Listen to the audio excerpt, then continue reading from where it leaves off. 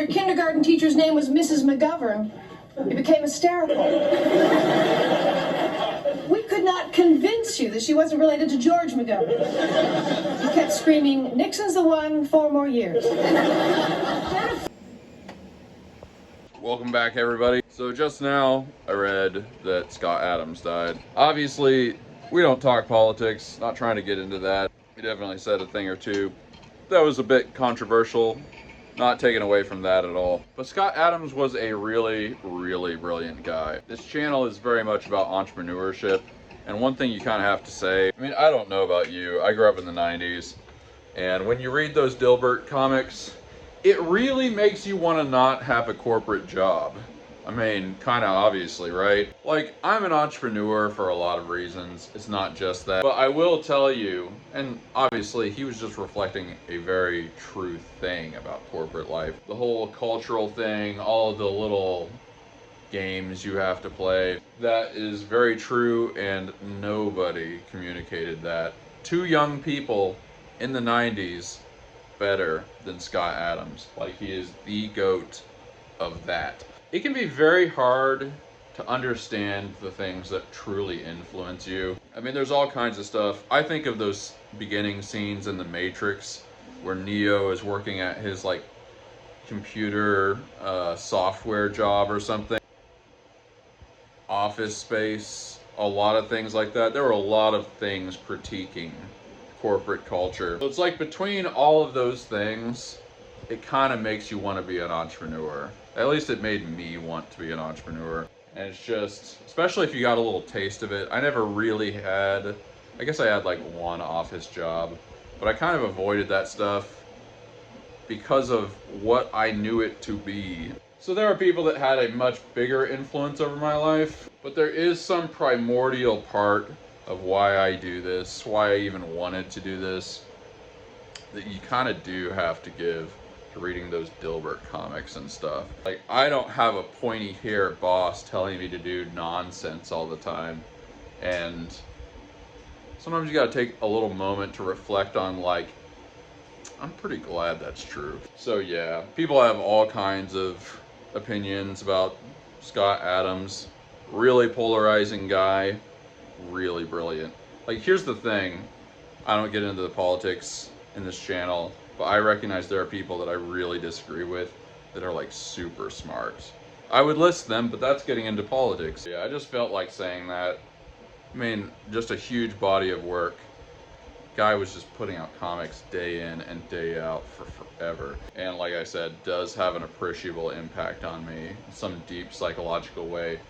You know, it's funny because like, we just kind of take for granted all that Office Space, Dilbert stuff that like, yeah, of course corporate jobs are like kind of stupid, right? But if you kind of look a little farther back, I think 80s, 70s, you know, there was maybe a little bit of satire of that sort of thing, but it was really not a very common thing at all. Like, I can think maybe you could kind of say the Mary Tyler Moore Show. It wasn't even really like, I guess she was working at a news station or something. It's sort of a corporation. And everybody was kind of like a little bit incompetent. Not everybody, but it just wasn't quite the same. There were things, but nobody really lampooned that whole thing as consistently and as accurately as Scott Adams. That's what I'm trying to say. But yeah, rest in peace to a legend. For real. I guess another thing I sort of appreciate about him, I haven't quite looked, but he did like daily videos pretty much right up until the end. Like, I'm not sure, I'm pretty sure I saw one just a couple of days ago, and he may have even released one yesterday or something. So that's a guy that really cares about his audience. Again, whatever you think about him, you sort of do have to admire that dedication. It's like, this guy's in hospice, he can barely talk, and he's still like doing Q&As with people. I don't know whether I'm gonna be doing that, but I do come to you every day pretty consistently. I gotta be almost dead before, like, before I don't do that. So game record, so anyway, rest in peace, Scott Adams.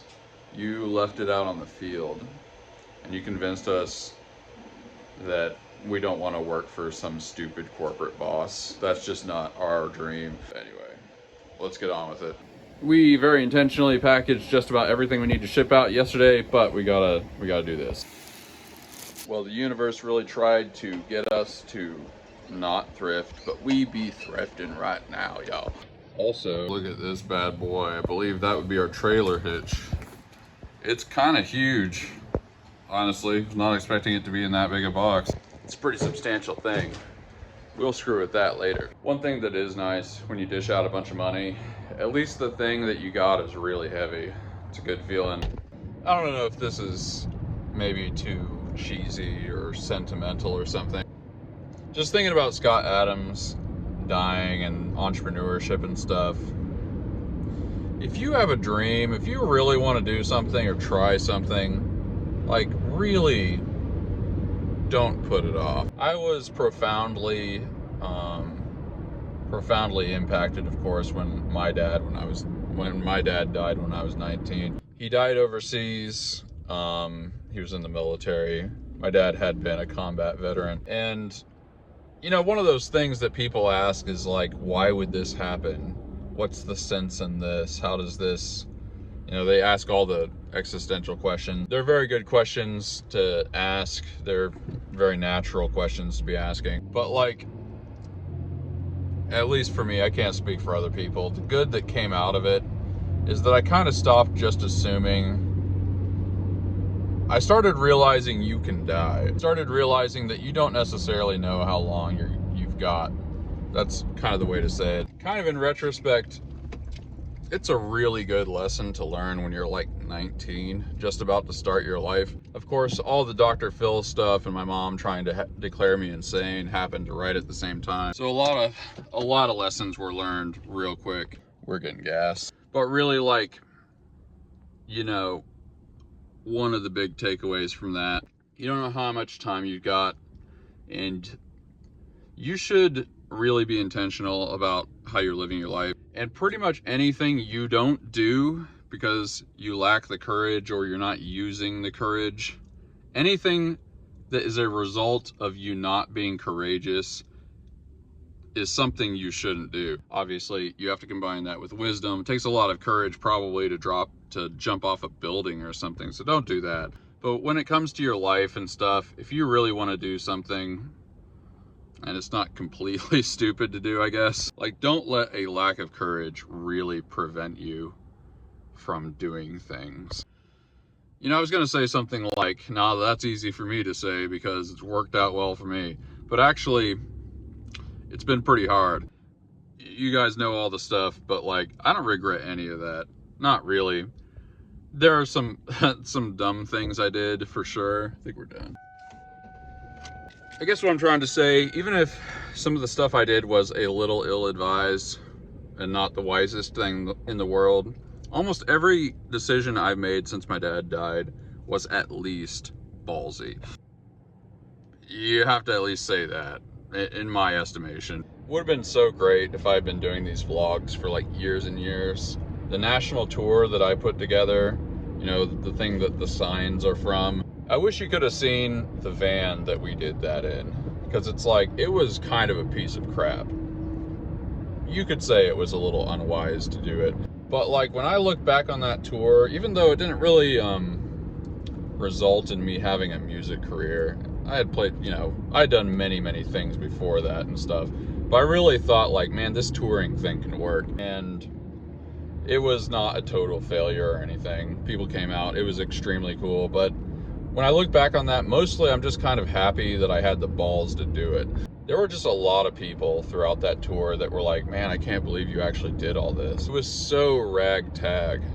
It was so DIY. It was very punk, honestly. And I'm just super glad that I did it, even if it wasn't like the most successful thing in the world. Sometimes I think that's a good life. The good life, to some degree, is at least trying the things you want to do, even if you're going to be like a total failure. A lot of people probably thought I was just completely stupid for doing that. But after the 2.5 months of that tour, it's like among my musician friends, nobody had done that. You know, I knew some people that had really done some things. I knew a guy that played at like a festival. He got some kind of opening gig or something for somebody. That was pretty cool. I knew people that went on to be like real pros. But the thing is, like, even those people, they did take a lot of initiative, but they didn't take the kind of initiative where you pack $1,700 worth, or 1,700 pounds worth of like PA equipment and merch tables and crap like that. Pack it all in this horrible little van. You know, you're bringing your opening act with you in the passenger seat. We're doing advertising campaigns that are like real DIY stuff. That's initiative that like nobody, I didn't know anybody that tried stuff like that. So yeah, that's like the good life, where it's like you're not even really ready to do this. You're like punching way above your weight. And like, even if it fails, look, if some guy gets in the ring with Muhammad Ali and he's like nowhere near the strength of Muhammad Ali, even if he totally gets beat up, if he lands a couple of punches, just a couple of kind of solid punches on Muhammad Ali, everyone looks at that guy and he's like, damn, that guy's a badass. That's a lot of my life right there. Like, it didn't work out, but man, I looked cool for like 5 minutes there. I'm just saying, like, actually trying it is the good life. Over and over and over again, people have studied, they've questioned people who are very, very old, about to die, and they ask them, like, what do you regret the most? And they don't regret the things they did. They regret the things they didn't do. This is like a super well replicated thing. And at the very least, I'm not going to have a whole lot of those. I could maybe scrounge together a couple of things I wish I would have tried or did, but pretty much I actually did those things. You know, like this series, I kind of regret that I didn't do it earlier, but at least I did it. You know, I just chose to do it. It occurred to me one day and I'm like, well, I'm going to try it. Just see what happens. So yeah, anytime somebody like that dies, like Scott Adams, it just makes me think that. It's like, if you're, the takeaway is like, just try it. Dude, just try it. You know, about half a dozen people have started Etsy shops and different things and done festivals and stuff trying to sell their 3D prints because of this show. And like, just try it. Look, if you fail doing that, probably you're gonna learn something from it. You can't learn everything from a listicle or a YouTube video. There's a lot of stuff you have to learn just by doing it. That's my rant on Scott Adams. Oh yeah, worth noting, the van that I used on the tour was the van I did the vending machine business with. So that's just to say it was very much a work van that's seen a few things.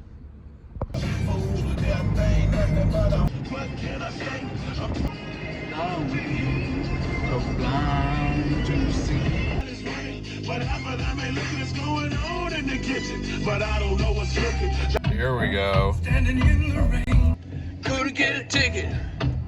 It was a sold-out show. And led to the wall, and like a distant scream.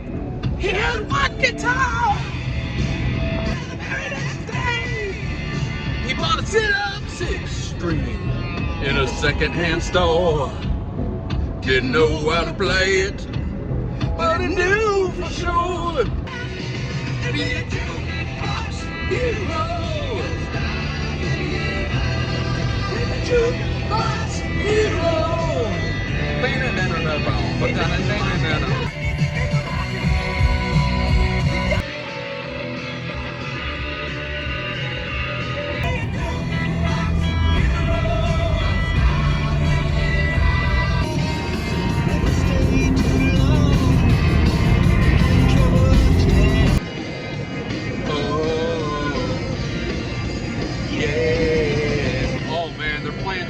Today. As soon as you are rebound, I'm gonna am willing to make the break that we are on the brink of. Oh, make some changes. I'll be here when you are ready to roll with the changes.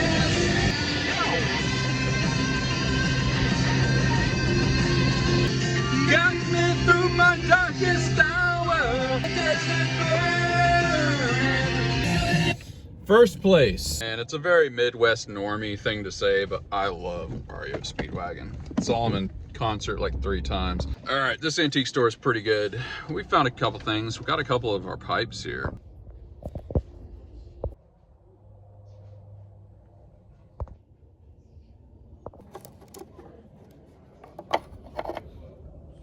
Wow, Bananarama. I feel like everybody had this.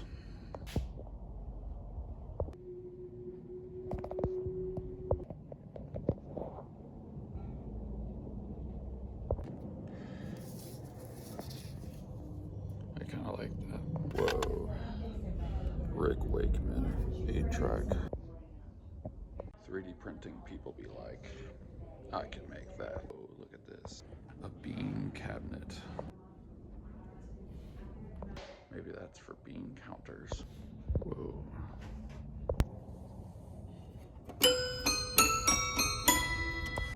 Heck yeah. Not a lot I couldn't live without, but we did get, yes, that Seals and Crofts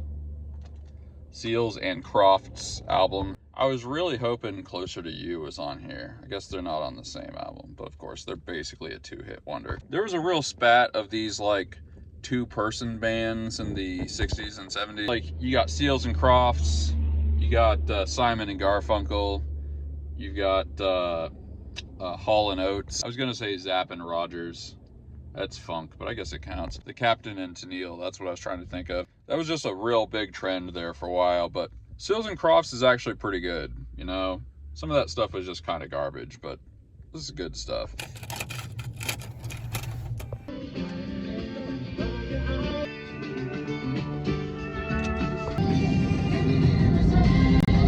Oh yeah.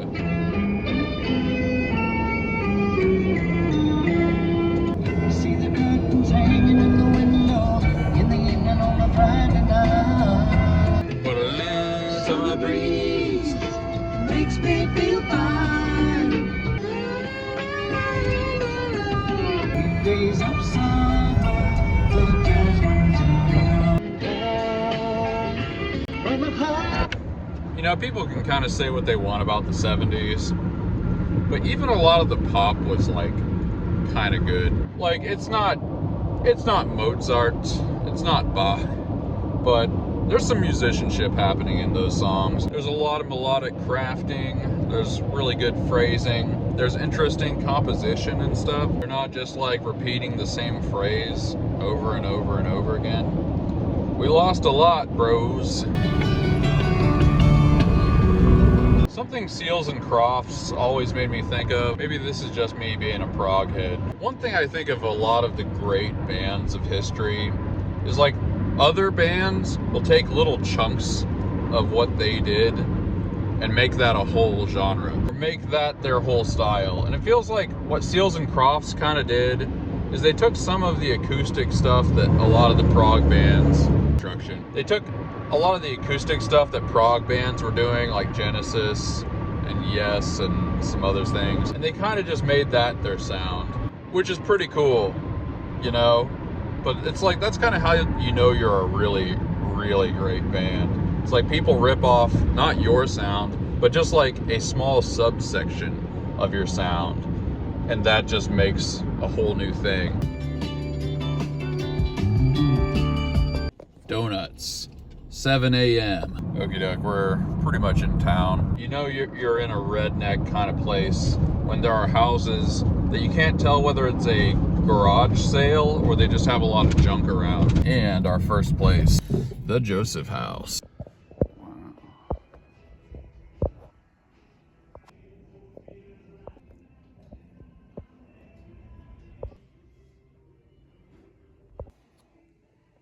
Nothing I couldn't live without. Man, I think they remodeled a lot of this stuff, but yeah, Goodwill. Sadly not the size. Oh man, that's a real shame.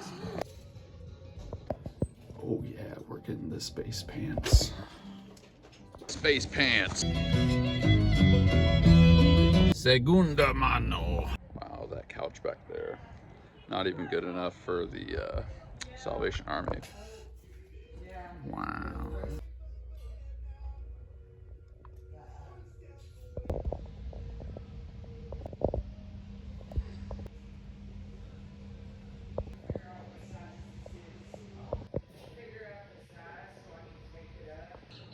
pretty consistently not that great. Man, here's a thought. Has anybody ever started a website that sells used prescription glasses? As in, like, you'd put in your prescription and then they would give you like a bunch of listings that are the same or pretty close to your prescription. Obviously that's really hard to do, but if you had like thousands of pairs of used glasses, how does that not exist? Maybe it's just because it would be such a pain to do, but it just seems like something you could do. Granted, you might be a little limited to styles and stuff. Maybe that's why people don't do it, but people, think about it. People need new prescriptions all the time, which means they have a bunch of old glasses that they don't need. There's only so many like prescriptions that are really possible. Maybe it's because like so many people would return the glasses that it would just be too much of a pain. I don't know. I'm gonna have to look that one up later. Maybe it's also because like it would be a lot of work for people to upload or describe their prescriptions, and you can't offer people very much money because these things wouldn't be going for very much. I don't know. In some way, there just seems like there's some way that that could work though. And the other antique store.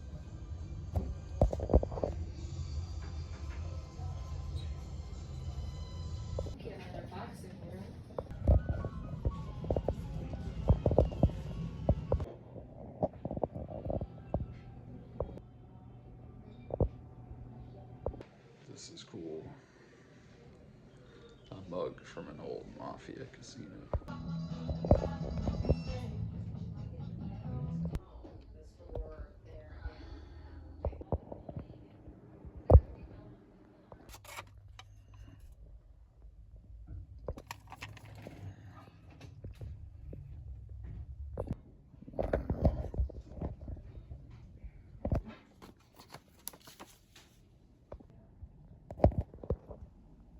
Full of pretty good finds. Very tempting to get the Tool album. If it had been Lateralis, I probably would have snagged it.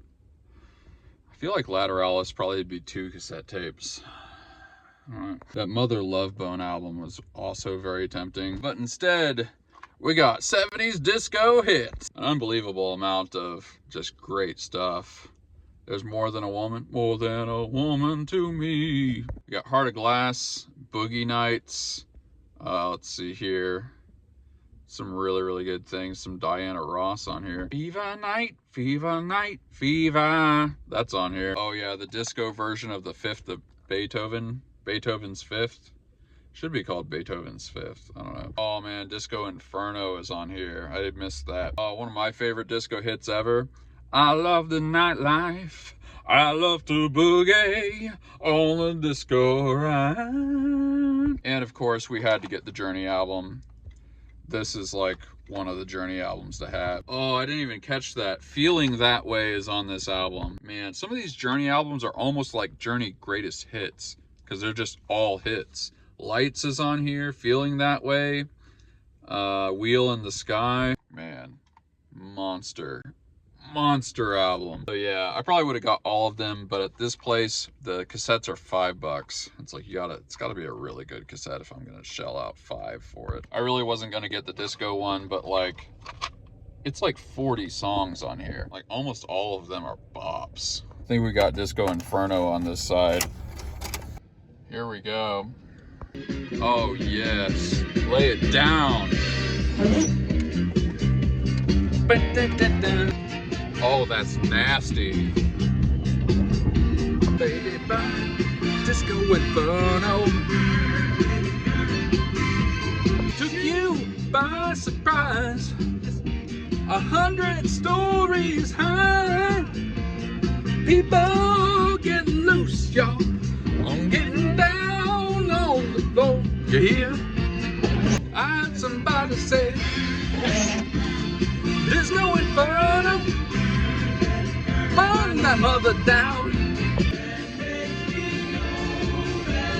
Dun, dun, dun, dun, dun, dun, dun. Satisfaction. Hand in a chain reaction. Goodwill. This 90s moment brought to you by Seal. Every appliance looked like this back in the day. Couple of close ones, but nothing I couldn't live without. Gaslight cleaners. There's a joke there somewhere. Oh yeah.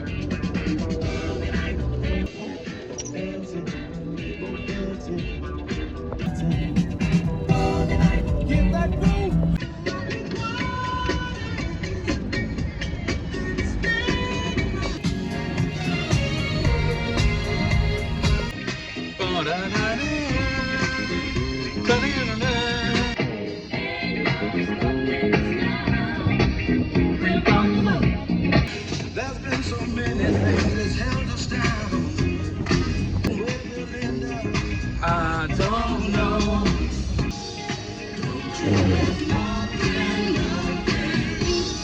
stand in your way. Every word I say, every word I say, every word I say, every word I say. No stopping us now. Oh yeah, here we go.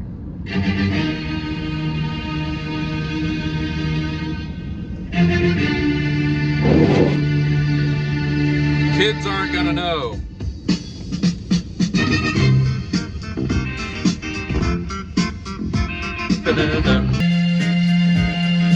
Oh yeah, the other Family Crisis store.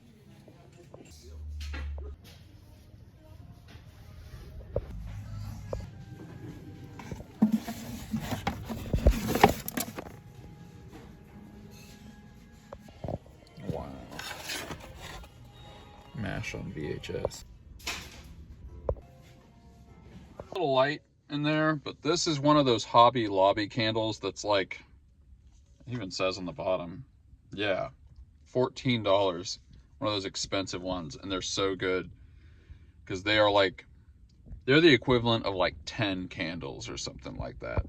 Sometimes I get them new. That's how good they are. A little bit used, but that's a heck of a value right there. Well, we have one more place, but I'm really hungry, and we kind of have a choice of going to the last place or getting something to eat right now. And I'm pretty hungry, so I think we're just gonna eat. So I didn't realize this, but Lufkin has an Outback steakhouse. I haven't been to Outback since I was probably literally 18, something like that. I remember once I went there for my birthday. Outback's not like the greatest thing in the world, but it's pretty good. And there's gonna be some nostalgia. So I think we're just gonna go for it. Outback. No rules, just Roy.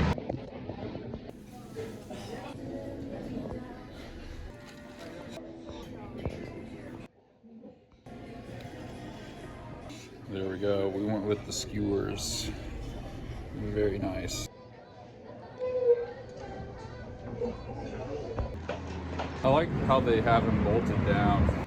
Wow, that waitress was flirting with me. She could tell that I don't print Flexi Dragons. Technically, pretty much this entire trip was funded by BDA Studios. So that counts as a sponsorship. Thrift trip sponsored by BDA Studios.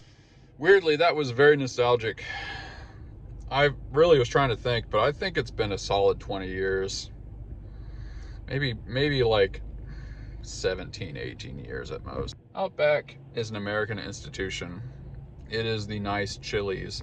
Honestly, like the best thing out of all of that was probably that bread. That bread and that melted butter, or soft, almost melted butter. It's just so good. Yeah, that was a pretty good time. We didn't do this in Houston, of course, but Lufkin's pretty fun. We got a few things. It was nice to have half a day off, basically. Sometimes when chicks flirt with me really, really hard, I wonder, like, what did I do to cause this reaction? Maybe you'd have to have been there, but she asked me if I need anything else literally probably 30 times. That's not it, but like, she's kind of handing the check. She's like, do you need anything else? Anyway, not trying to get in a relationship. I'm 100% business these days. But yeah, pretty good birthday trip. It's just nice to know you still got it, you know? Gotta get right back. getting right back to where we started from. We probably have to check out that Journey album. That was a real find. Oh yeah.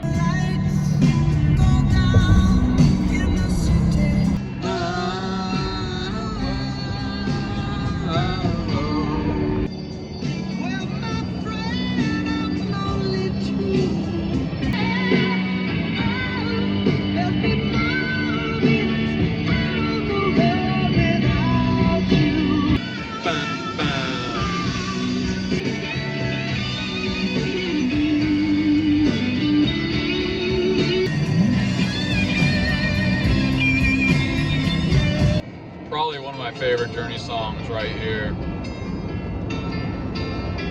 All the good times that you say, are you feeling? You're feeling that way too. Oh yeah. When the summer's gone, she'll be there, standing by the light. Feeling, are you feeling? You're feeling that way too. When the summer's gone, she'll be there, standing by the light. Once she's been to where she's gone to, you should know wrong from right. You're feeling that way too. Let's go, she'll be there, standing by the light.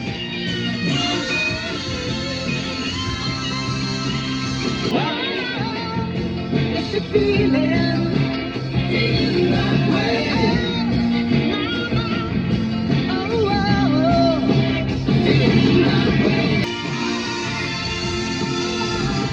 Feeling that way. Ooh, anytime that you want me.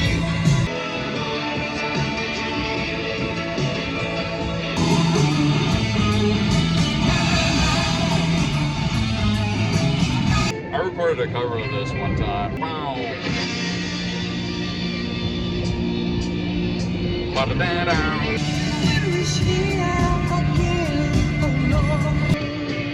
Ooh, the wheel in the sky keeps on turning. For tomorrow.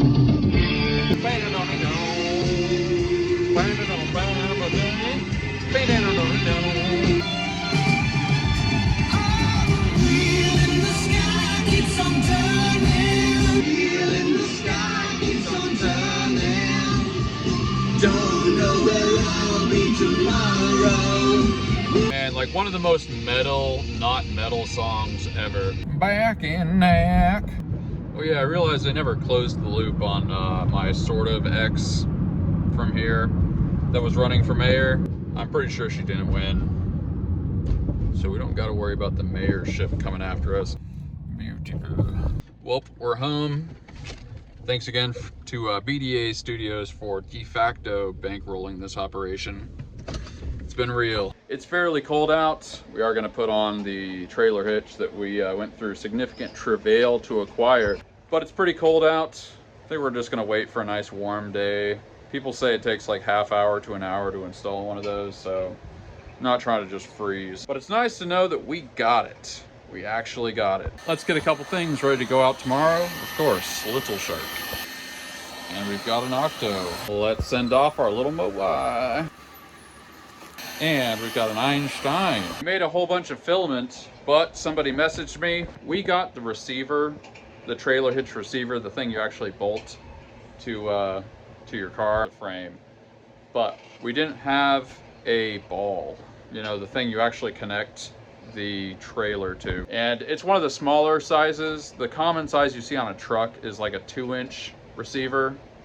Receiver is the thing that, a 2-inch hitch or whatever. It's a little harder to find, but I found somebody on Facebook Marketplace that had one for 10 bucks. So that's a pretty good deal. Napa was wanting to charge me like $20 or something. And actually the one that Napa was gonna bundle with it was kind of not the one I wanted. Anyway, the point is we're going to Mount Enterprise, which is a place around here. Starship Mount Enterprise. We're about to snag that thing for 10 bucks. Not bad at all. Also, this has the 2-inch ball, which is the most common size I've heard. So it means it'll maximize our chances of getting a trailer that can attach properly to it. Back on the road. This is Mount Enterprise. Longtime viewers may remember we stopped at this building because we almost moved the shop there. Some pretty deep lore there. Wow. We are really in the middle of nowhere. They got a whole bunch of lights still up. That's cool. I guess I'm just gonna have to message them. Except I'm not getting reception out here. Okay, I honked my horn a couple times. Man, it is pitch dark out here. Man, we're way out. We're way out in the boonies. Well, anyway, we got it. There we go. And they even gave me the hitch pin. I was hoping that they would include that. Tiny amount of rust, but ultimately not bad. 10 smacks. Okay, so I passed by something that looked like a whole bunch of marshmallows or something. Oh. All right. There are a bunch of rocks. It really looked like just some giant foam or something. But yeah, it's just rocks. Guess that's not as interesting. I swear it looked like a giant bubble bath or something. I know we got a couple of German listeners, viewers. There's a lot of German place names in Texas. I just passed some little place called Mahl, M-A-H-L. I'm pretty sure that's the German word for mill. I think that's also where we get our word meal from. Like, meal is the stuff that a mill produces. Just fun to kind of notice these things. Back at the shop, the house, whatever it is. We're wrapping up a couple things. Literally, ukulele hanger.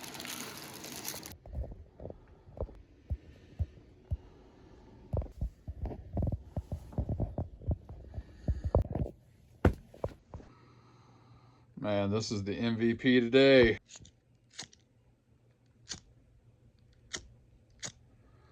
Wow, I was expecting this to... There we go. Legends of the Hidden Temple. We will put this over here. By the way, if you wonder what this smells like, it smells like a Hollister from 2002. In other words, it smells expensive. And now the whole room is going to smell expensive. You are not going to drown. It's just a little warm water. Chihuahua of the day. 3 things that could be going on inside that little head. Number 1, infinite knowledge. Join the Discord link below. Hack Monkey. I keep multiple accounts for my business, including one dedicated for use with places like PayPal that I don't trust. I hate PayPal. I only have to keep $5 in it and never leave any more than is needed for the transaction and immediately emptied. I also don't have overdraft protection on it, so no surprises. I'm a believer in don't buy what you don't have money for, but a business credit card has been a real bonus to my small business. It is set to pay off 100% each month, but lets me use virtual numbers for every place I use it. There are also rules so that a number only works with that business and can be set to one-time use. Very nice. Yeah, one of these days I'm going to figure out why I can't get credit cards. Dank Vid. Favorite YouTube channel? Thank you, sir. Gordon Kane, 9332. Kraft mac and cheese was called Kraft dinner by my parents, California mother and Texas father, in the late 60s, early 70s. Maybe that's like what it was originally called.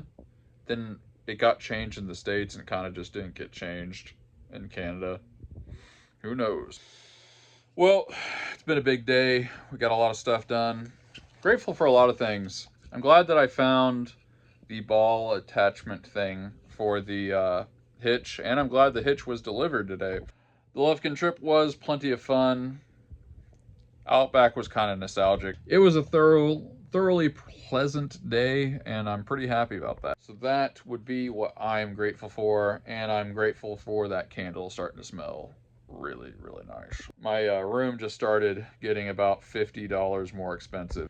Let me know in the comments what you are grateful for. All you got to do to be in the Gratitude Gang is be grateful for something. Join the Gratitude Gang server below. A few of you recently have. We are the most grateful gang on the internet. Coffee without M3, it's just not the same. I don't know if it's too soon to say this, but if you are experiencing your coffee with Scott Adams, I do a daily show every single day. I'm just saying, I'm here to pick up the slack if need be. But yeah, RIP to a real one. And I posted, of course, the clip of the little thing I read or said, and a lot of you have given a lot of kind responses, so that means a lot. But yeah, we launch new episode every single morning. Perfect time for breakfast / coffee. I will see you on the next episode. Peace out.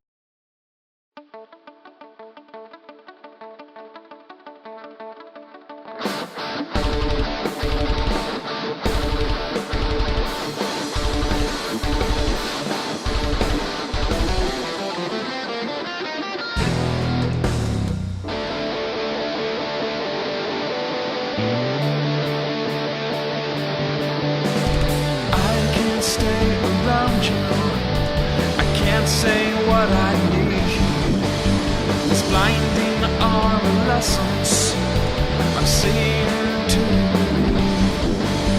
standing in a moment. What has been is cast aside, frozen there as time rode.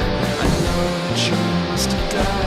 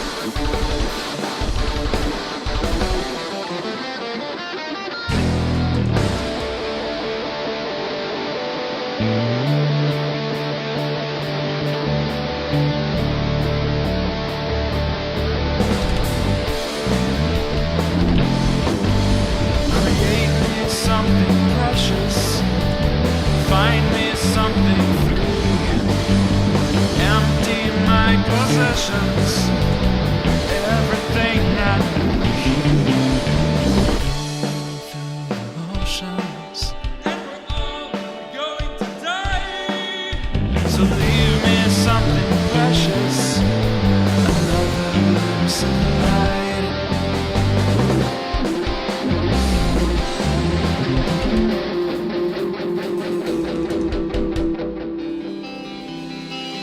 Lions surround you.